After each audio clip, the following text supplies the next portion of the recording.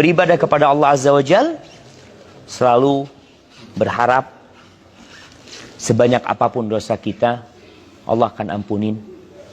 Tapi jangan lupa kita takut juga sama Allah Azza wa Jal. Allah mengatakan, Nabbi ibadi anni anal ghafurur rahim. Sampaikan kepada hamba-hambaku Muhammad, sampaikan kepada mereka bahwa aku adalah Rob yang maha pengasih dan maha penyayang. Sampaikan kepada mereka. Tapi ayatnya nggak cuma di sini, ada lanjutannya.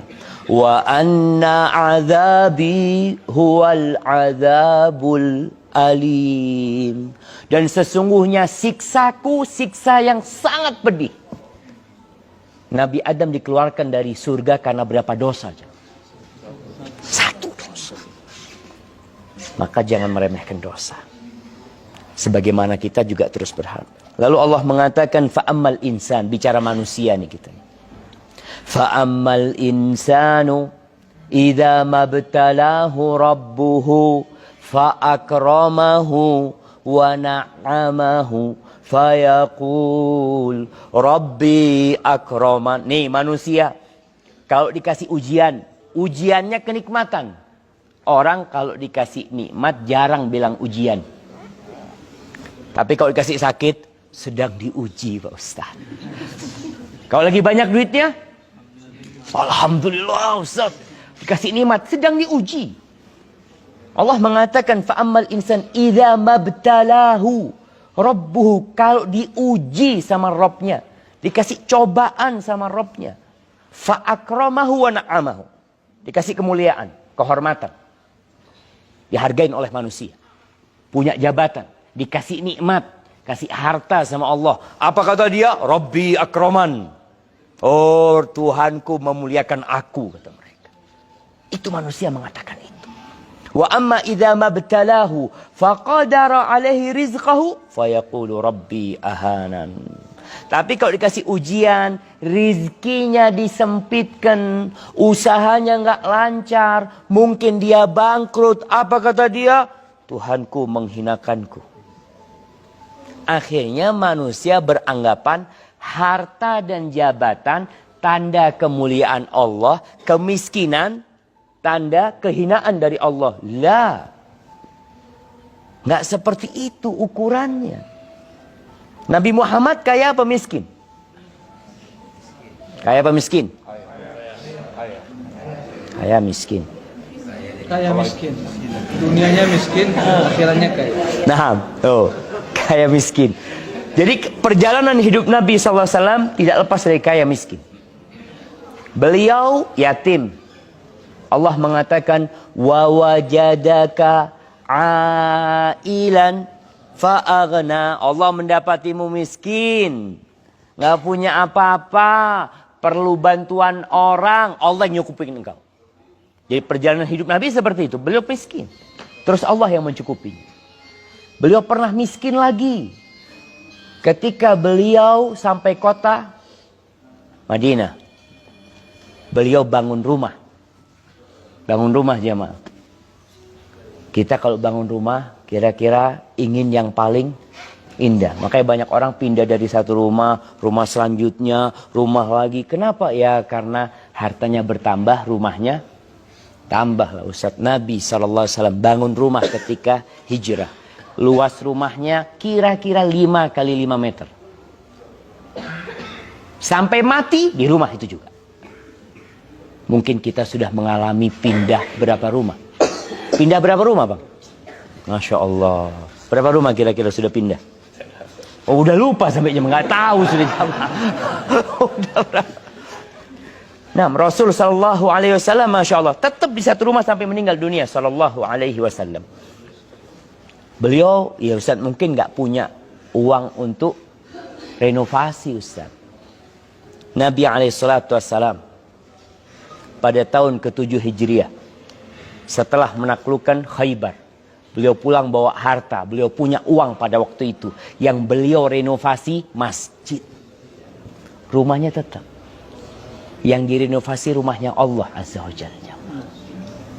Coba kita berpikir, yang perlu besar rumahnya Allah, semakin banyak jamaahnya. Antum tetap, kecuali antum renovasi Ustaz. Dulu waktu bikin rumah ini anak 3 Ustaz, sekarang 13.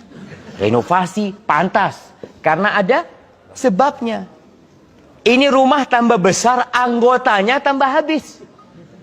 Orang itu kadang-kadang anak lihat sudah tambah besar rumahnya, anak kemana? Alhamdulillah Ustaz, udah lepas semuanya Ustaz. Jadi di rumah ini berdua aja, Masya Allah. Makanya bikin anak yang Masya Allah. Paling tidak pulang dari sini barokah lah. Semua tambah 1 anak lagi. Masya Allah. Bapak-bapak siap? Nggak bisa produk ya Pak Nasir? Udah. Oh, nggak bisa produksi ya, Ustadz Muhammad nanti yang jawab. Kalau nggak bisa produksi itu Ustadz Muhammad yang jawab nanti. Nah, Nabi SAW pernah punya harta banyak, iya, tapi rumahnya tetap. Masya Allah. Kenapa? Karena ada hal lain yang penting untuk direnovasi, untuk diperbaiki. Nabi ketika miskin, beliau berkorban, ya 1 ekor kambing, 2 ekor kambing pada tahun ke-10 Hijriah. Rasulullah SAW membawa 100 ekor onta untuk dikorbankan ke Mekah. Jadi bapak-bapak hartanya bertambah, kurbannya tetap kambing, alhamdulillah. Terus sapi tetap 1 dari dulu. Iya Ustaz, kan kita sudah korban. Allah itu tidak nerima dagingnya atau darahnya, tapi takwa. Oh, Masya Allah. Kalau suruh 6 lah, tambah pinter-pinter manusianya nih jamaah. Gara-gara ngaji tambah. Nah, kita coba pertama. Rasul SAW nggak kaya.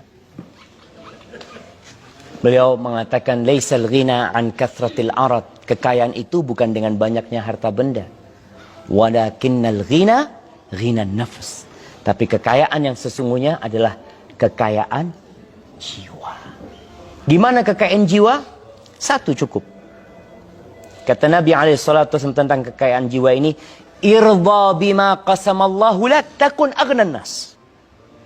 Puaslah engkau dengan apa yang Allah berikan kepadamu, engkau akan jadi orang paling kaya di dunia. 1. Kepuasan dengan apa yang Allah berikan.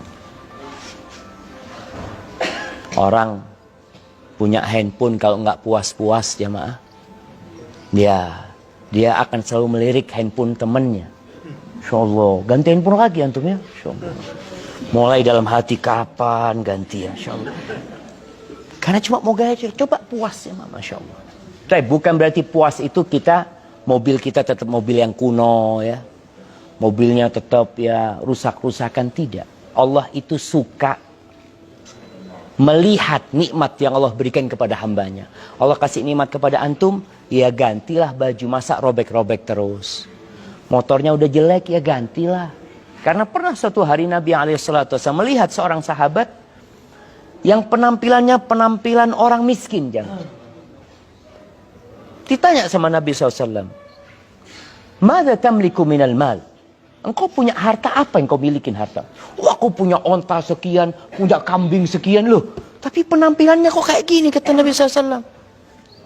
Inna Allah yuhibbu idha an'ama ala abdihi ni'matan an yuriyaha atau an yaraha ala ar-rajul hadha. Atau kama qala Nabi SAW. Allah kalau kasih nikmat itu, Allah suka nikmat itu nampak di diri orang itu. Kelihatan ini orang berada gitu loh. Orang punya. Jadi sekali lagi ternyata harta itu bukan ukuran. Orang itu mulia atau orang itu hina. Tapi di negeri kita kalau orang nggak punya biasanya kurang diberikan.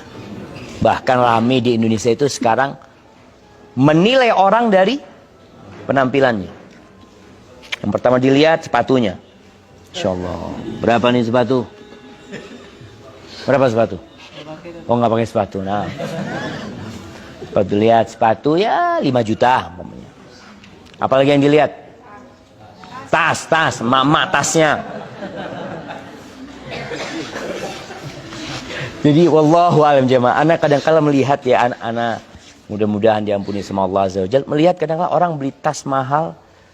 Kenapa ya? Ada yang berangkat ke toko tas, kata dia, Ustaz, anak masuk ke toko tas itu, Ustaz, Orangnya mengeluarkan barangnya pakai kos tangan, Ustaz.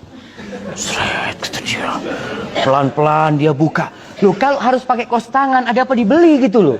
Nanti dibeli kan nggak pakai kos tangan lagi yang bawa gitu kan. Pakai kos tangan, nanti disediakan ini dari kulit buaya. Buayanya itu dipelihara selama berapa ini. Dikasih makan ini. Ah, subhanallah. Hah? Buaya darat. Nah, melihat tasnya, dihitung, oh tasnya ya 9,5 M. Oh, nggak ada lah jamaah ya. 950 juta. Jamnya dilihat. Jam, berapa jam? 2 M jamnya. Allahu Akbar. Jamnya 2 M. Topi berapa, Bang?